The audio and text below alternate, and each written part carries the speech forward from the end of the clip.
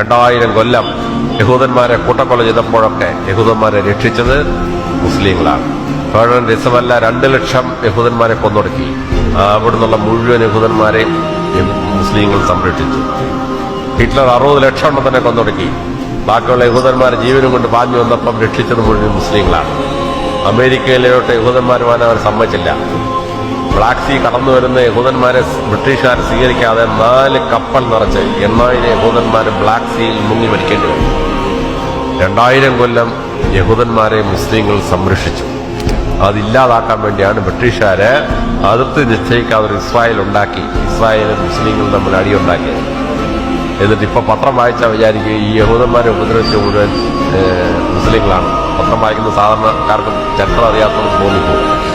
2000 കൊല്ലം യഹൂദന്മാരെ രക്ഷിച്ചത് മുസ്ലിങ്ങളാണ്. അവിടെ ആരാധനാലയങ്ങൾ മുഴുവൻ പുതുക്കി പണിഞ്ഞു കൊടുത്തത് മുസ്ലിങ്ങളാണ്.